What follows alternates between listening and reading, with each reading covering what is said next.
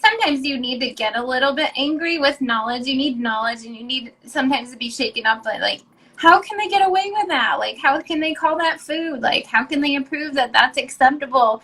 You know, people make the false idea that if it's sold in a store, it must be safe for me, because they wouldn't be able to sell it. Sometimes people kind of have to get their belief system shaken up a little bit and upset to kind of be, you know, motivated to get these things out of their pantry for them and their family.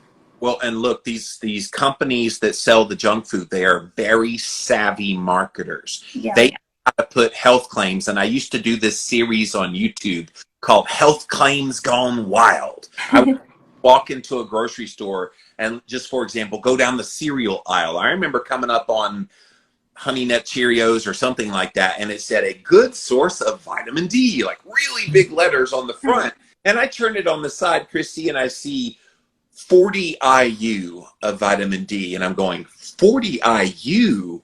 Mm-hmm. Like 5 to 10,000 IU. How is that a good source of vitamin D? Well, I guess they put a little bit of synthetic vitamin D in, and they plaster this claim. And so that convinces moms, though, oh, I hear vitamin D is good for this. So let me get that for my kid. And that's how they keep people stuck on these products, is they make all these claims that really, at the end of the day, they're not telling you the negative claims of the things that are in it, rather than synthetic vitamins they're adding to it. It's true, and my favorite one is Heart Healthy. That is totally paid. Like, they bought the right to put the Heart Healthy label on there, and you would probably die if you hadn't already done it. If you go to, like, the American Heart Association's website or the Diabetes Association, I don't know what if it's ADA, but the food recommendations and the diets, like, it's so high carb. It's all carbohydrates. I'm like, holy moly. I will give props to the American Diabetes Association. 2018, they got a brand new president, and she came in. She was a low-carb success story controlling her diabetes.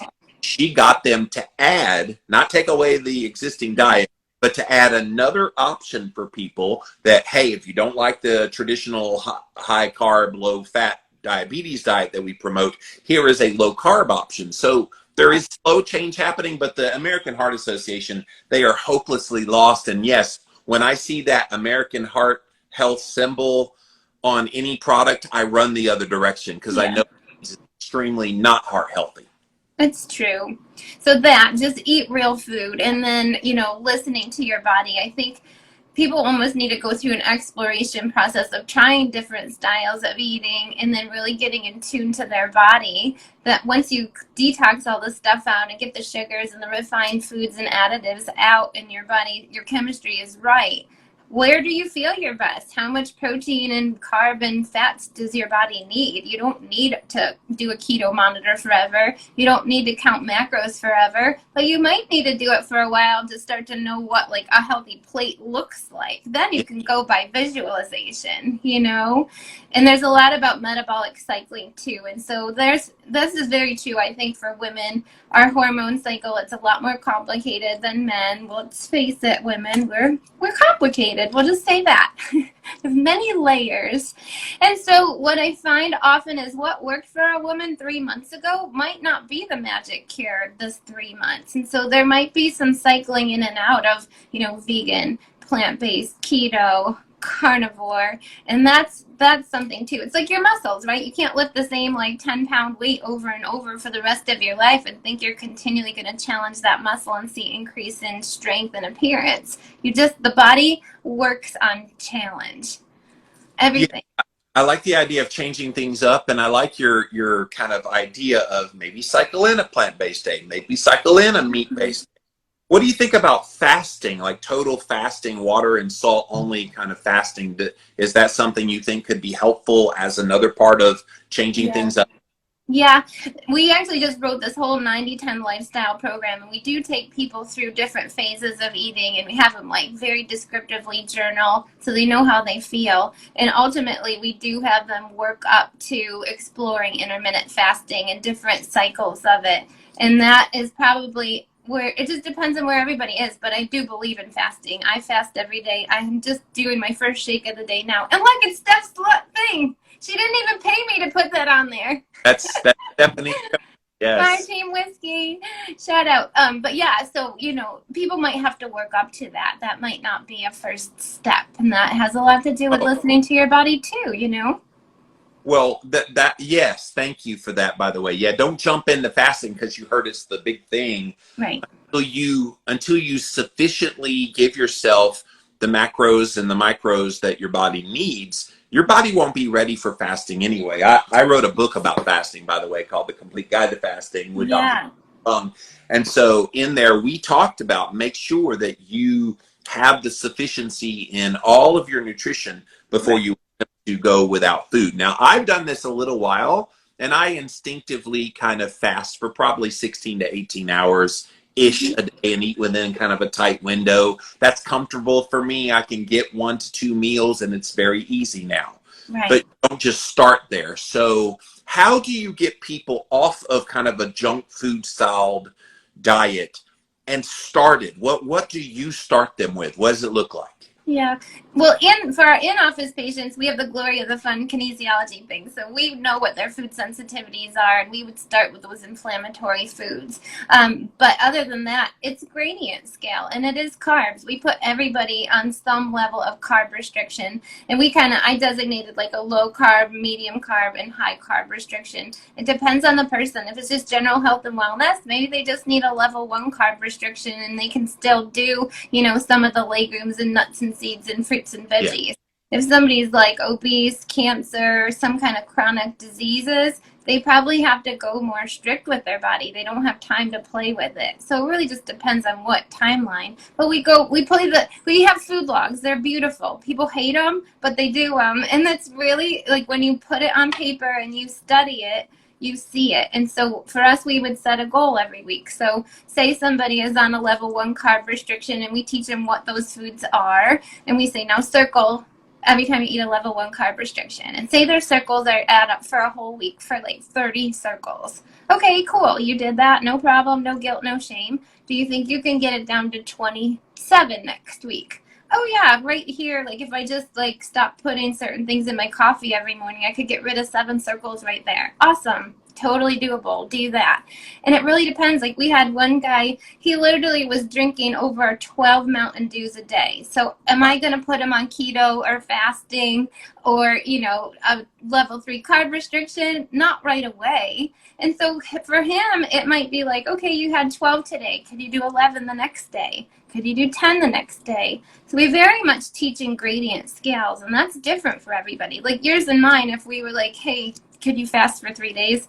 I don't know, let's see if I can, and we could jump in. Where somebody who I'm describing there would have to go really slow. And then if there's food addictions, like caffeine and some of these substances, we really have to go slow. Have you experienced the dreaded keto flu? Did you know that most of these symptoms are actually due to your body dumping excess electrolytes? This is where Element comes in. Element is a tasty electrolyte drink mix with everything you need and nothing you don't. That means lots of salt with no sugar. Element is formulated to help anyone with their electrolyte needs and is perfectly suited to folks following a keto, low-carb, or paleo diet. Element contains a science-backed electrolyte ratio, 1,000 milligrams of sodium, 200 milligrams potassium, and 60 milligrams of magnesium, with none of the junk, no sugar, no coloring, no artificial ingredients, no gluten, no fillers, no BS. Everyone needs electrolytes, especially those on low-carb diets, or if you practice intermittent or extended fasting, if you're physically active or sweat a lot. Add Element today and see how much better you feel and perform. Use the URL drinklmnt.com/Jimmy. I think back to when I weighed 410 pounds and was eating probably 1,600 to 1,700 grams of mostly refined carbohydrates in a day. And you told that boy to fast for 3 hours. Right. Exactly. That boy not have been happy at all. So Yeah. And then we really like believe in applying. We called the whole new program that we wrote 90-10. It's like if you could stay on program 90% of the time and reserve the 10% to live your life, then all that like self-deprivation and self-sabotage and negative head trash that goes along with failing on a program, or overindulging on a weekend, or feeling like overwhelmed because you were on vacay and you totally like ate things you would normally not ever eat. It all goes out the window because you planned for it. It just was part of the plan all along. I have never understood this all or nothing mentality when it comes to diet. People have one mess up, they say, a fell off the wagon or whatever they call it, and they think everything that they've been doing up until that point is now undone. And I'm going, that makes no sense at all. It's called just get right back on plan again. I've never understood the psychology of that. How do you teach that? Do you just say, hey, it's just part of the process?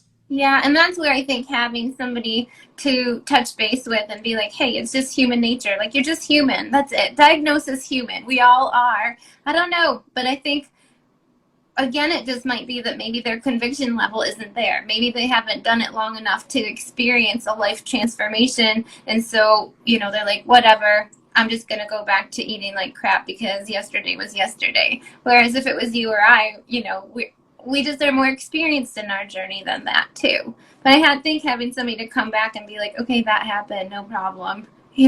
Just get back to what was working before. Hit the delete button. And maybe it's just a permission thing. I don't know. Sometimes human nature does want somebody to tell you it's okay. You have to do that now. Get back on plan.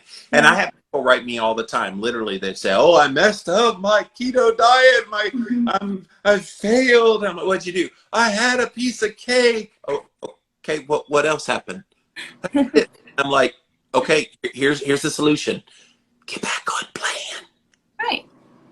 Like, it's not hard, and I don't understand that mentality. And maybe it's because I've done it a long time. I've gotten to the point where I no longer see messing up as failing. I see messing up as, okay, I chose to do something that I don't normally do. Yeah. I'm testing my body. Okay, I don't feel so good. Maybe I don't want to do that thing that I did again. And it's a lesson for me for the next time that I'm tempted to want to have something like that. I'll remember, oh yeah, that piece of cake made me feel like crap. Right. You probably get some of the same food confessions that we get. We call it, it's really a treatment room, but we call it a confessional sometimes. That's like, somebody taught me, like, I didn't know you could buy one slice of cake at a time at our local grocery store. I was like, oh, I did not know that, but now I do. But yeah, you're right. My husband and I, we teach that 90-10 lifestyle. But like for us, it's probably really like 95-5 or 98-2. Like, because it's just not worth it. Like, we don't want to feel like crap. We know what it's like to be vibrant and top performing. And so, like, I don't want to show up Monday morning having to suffer through it and not be fully present and in the moment. This is why a lot of the people that follow my work, they love keto, they love carnivore, because those foods are very palatable and taste good. Mm-hmm. They're low in carbs, but they have great deliciousness when it comes to the fat and protein. And so people enjoy that. So when you enjoy the foods that you get to eat in the day-to-day, it makes your propensity to want to go off plan obsolete because you're enjoying your plan. Why would you stop something that you enjoy? Plus, having the knowledge that going back to one of those other foods will just sabotage your efforts in enjoying the regular foods that you have. So that kind of keeps you on plan as well. Yeah. Well, and there's two kinds of people. I mean, there's lots of kinds of people, but let's keep it to two. And people are either motivated towards a reward, a positive, or away from a negative, And so if people never put two and two together that those foods made them feel like crud in the first place, then it's hard for them to give it up or suffer through the withdrawal of the food. And then the other thing is, making sure there is satisfaction. So if you get to the point where you're only eating 2 meals a day, you have to make them count. They have to be pleasurable. They have to be not only fill your stomach up and fuel your blood sugar levels and give you, energy and proteins and fats to burn, but you also have to have that texture and different flavors, and using spices and seasonings. And so in a lot of the recipes that are in our programs, we make sure to incorporate flavor and layers, so that when you have something, it doesn't, I love like people are like, oh, am I supposed to just eat twigs and berries the rest of my life? And I'm like, no.